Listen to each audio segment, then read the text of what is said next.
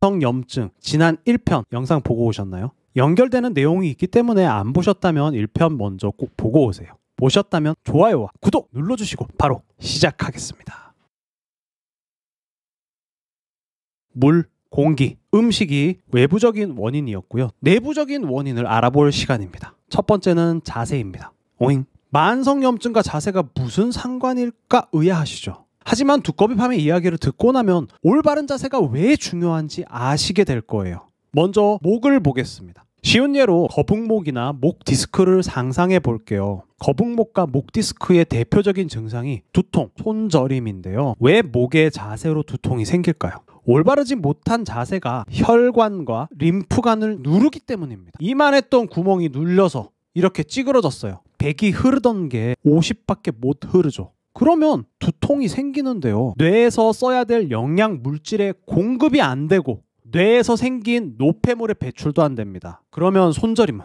저림은 신경의 문제입니다. 마찬가지로 안 좋은 자세가 신경을 누르게 되면 손이 저리게 됩니다. 이번에는 부분 등을 볼까요? 등은 심장과 폐가 들어가 있는 집이에요. 하우스. 자, 생각을 해보세요. 내가 사는 집을 누가 뭉개버렸다면 거기서 제대로 밥 해먹을 수 있나요? 제대로 샤워할 수 있겠어요? 등이 굽어 심장과 폐를 압박하고 있다면 우리 몸의 전체적인 혈액순환 저하가 일어납니다. 이런 순환의 저하는 바로 만성염증으로 나타나게 되고요. 그리고 골반도 마찬가지입니다. 골반이 틀어졌을 때 하체 쪽으로 나타나는 여러 증상들을 생각해 보세요. 거북목과 같은 이치입니다. 자, 이제 만성염증의 원인으로 자세를 말한 게 납득이 되시죠? 그러면 바른 자세를 설명드려야겠죠. 어렵게 생각하지 마시고요. 우리 정수리에 실이 매달려 있다고 생각을 하고요. 저 하늘 위에서 누군가 이 실을 잡아당긴다고 생각해 주세요. 자세가 어떻게 되죠? 정수리가 살짝 뒤에 있기 때문에 턱이 당겨지게 되고 어깨가 펴지고 가슴이 살짝 들립니다.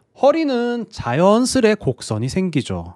이 상태가 바른 자세입니다. 이건 앉으나 서나 똑같습니다. 꼭 실천해 주세요. 두 번째는 수면장애입니다. 우리는 낮에 활동을 하고 밤에 자는 게 그냥 단순해 보이지만 그렇지 않아요. 밤에 숙면을 취하지 못하면 스트레스 호르몬인 콜티솔이 과도하게 나오게 됩니다. 콜티솔이 많이 분비되면 몸속에 활성산소가 많아지게 되고요. 활성산소도 결국은 독인데요. 조직을 손상시키고 염증을 일으킬 수 있답니다. 두꺼비팜이 수면에 관해서 정리한 영상이 여기 있습니다. 깊은 잠을 못 주무신다면 영상 꼭 참고해 주세요. 내부적 원인 마지막은 스트레스입니다. 그런데 이 스트레스는 외부에서 받는 건데 왜 내부적 요인으로 분류를 했을까요? 그건 스트레스를 어떻게 처리하는지가 더 중요하기 때문입니다. 현대사회를 살아가면서 스트레스를 안 받을 수는 없잖아요. 받은 스트레스를 어떻게 빨리 효율적으로 없애는지는 바로 나 자신에게 달려 있습니다. 그래서 만성염증 내부적 원인으로 분류를 했답니다.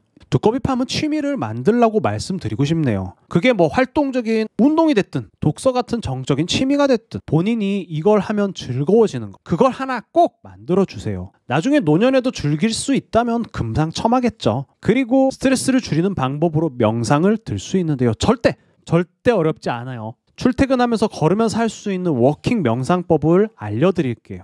기본은 3발자국 걸으면서 숨을 들이쉬고 3발자국에 숨 참고 다시 3발자국에 숨을 내뱉어 주세요. 네, 그냥 이게 끝입니다. 너무 쉬우니까 이건 당장 실천해 주세요. 3발자국에 익숙해지면 5발자국, 7발자국 조금씩 늘려주세요. 숨 쉴 때 공기가 드나드는 것에만 집중을 해주시면 됩니다. 정말 어려울 거 없어요. 이렇게 지난 시간에 이어 외부적 요인과 내부적 요인 각각 3가지씩 살펴보았습니다. 뭐였죠? 외부적인 요인은 물, 공기, 음식이었고요. 각각의 대처 방법도 말씀드렸습니다. 내부적 원인으로는 수면, 자세, 스트레스 3가지였고요. 이번에는 두꺼비팜만의 아주 독창적인 생각을 말씀드릴게요. 어혈이라는 단어 들어보신 분 있나요? 몇 분 보이시네요. 그럼 이 어혈을 설명할 수 있으세요? 갑자기 손을 다 내리셨네요. 두꺼비팜이 어혈을 알려드릴게요. 우리가 어딘가 땅 부딪혀서 타박상이죠. 멍들어 본 적 있나요? 누구나 한 번쯤은 있을 거라 생각하는데요. 네, 그게 바로 어혈이에요. 이게 겉으로 드러난 거고 겉으로 보이지 않게 나타나는 경우가 더 많죠.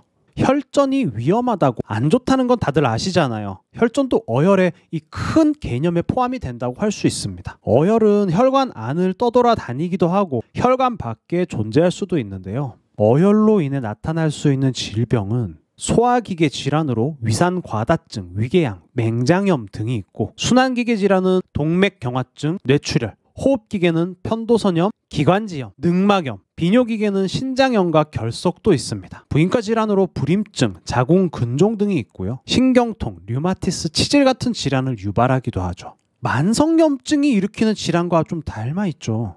염증 물질인 사이토카인 같은 것들이 혈관을 타고 다니면서 질병을 야기하는 모습도 비슷하고요. 만성염증과 어혈의 증상을 보면 더 신기한 부분들이 많은데요. 만성염증 증상 중 부종이 있죠. 물혹이 나타날 수도 있고요. 어혈의 증상 중 종괴가 있는데요. 뭔가 이 덩어리거든요. 실제 만져지기도 하죠. 이것도 이 두 가지 비슷해요. 그리고 잇몸에 자주 피나고 염증이 생기는 것도 만성염증의 증상 중 하나입니다. 그런데 어혈의 판단 기준 중 하나가 잇몸이 검붉은색을 띠는 거죠. 또 재밌는 게 통증인데요. 만성염증이나 어혈 모두 통증이 나타날 수 있어요. 그런데 어떤 특정 부위, 정확한 부위의 통증이 아닙니다. 여기서의 통증은 여기저기 돌아다니는 거죠. 저는 이걸 보고 이 둘의 연관성이 있겠구나 생각을 했어요. 과학이 더 발달하면 두꺼비팜의 가설이 증명되는 날이 올 수 있겠죠. 자, 이제 만성염증에 활용하는 제품을 알아볼 건데요. 이것도 참 골 때리는 구석이 있답니다. 제가 왜 골 때린다는 표현을 썼냐면 만성염증 영양제로 추천하는 게 다 똑같기 때문입니다. 오메가3, 유산균, 프로폴리스, 커큐민, 강황이죠. 비타민 D, 미네랄, 프로바이오틱스, 프리바이오틱스, 식이섬유, 그리고 글루타치온이나 코큐텐 같은 항산화제. 만성염증이라는 딸랑 4글자만 보고 무수한 영양제를 추천하는 게 이게 무슨 의미가 있냐는 말이죠. 물론 언급드린 성분들이 염증을 줄여준다는 과학적인 데이터가 분명히 있습니다. 하지만 어떤가요? 저 영양제도 챙겨 먹어서 만성염증 다 없어졌나요? 뭔가 변화가 있었냐는 말입니다. 제품들은 잘못이 없어요. 다만 본인과 궁합이 잘 맞는 걸 선택했는지가 관건이죠. 100명의 사람이 있다면 100가지의 증상이 있고 100가지의 체질이 있는 법입니다. 그런데 그냥 모든 만성염증에 추천하는 제품이 똑같다는 게 저만 이상하다고 느끼는 건 아니죠? SNS 같은 다수를 대상으로 성분을 무자르듯 잘라서 말하면 굉장히 의미가 왜곡이 있을 수 있어서 좀 조심스럽긴 합니다. 그 여러 기준 중 딱 한 가지, 열의 관점에서만 이야기를 해볼게요. 본인에게 맞는 적합한 제품을 좀 자세히 알고 싶다면 카카오톡 채널 검색에서 두꺼비팜 검색해주세요. 고정 댓글에도 링크 남겨놓을게요. 자, 먼저 열이 많은 사람에게 상대적으로 잘 맞을 수 있는 건 프로폴리스 미네랄 항산화제입니다. 그리고 열이 없는 사람은 강황이 잘 맞을 수 있고요. 그리고 나머지 성분들은 열의 관점에서 나누기보다는 또 다른 기준으로 나누어서 적용을 하고 있답니다. 그리고 열의 관점에서 나눈 이 성분들도 다른 어떤 성분들과 배합이 되느냐에 따라서 그 성질이 또 달라질 수가 있어요. 절대적인 게 아니기 때문에 반드시 이 전문가의 의견을 따라 주셔야 합니다. 그러니까 엄한 거 먹지 말고 두꺼비팜과 상담하세요. 그리고 만성염증이 어혈과 비슷하다고 했잖아요. 따라서 어혈을 없애주는 성분도 만성염증에 적절하게 활용이 가능한데요. 어혈은 한의학 고유의 개념이기 때문에 한방 방제들이 대부분이고요. 간혹 이제 제품화된 것들도 있습니다. 한방 방제로는 당귀수산, 당귀작약산, 계지복령한, 도액승기탕 등이 있습니다. 앞서 말씀드린 성분들과 콜라보하면 상승 효과를 기대해 볼 수 있습니다. 만성염증의 모든 것들과 이 두꺼비팜만의 독창적인 관점을 영상 2개로 담아보았습니다.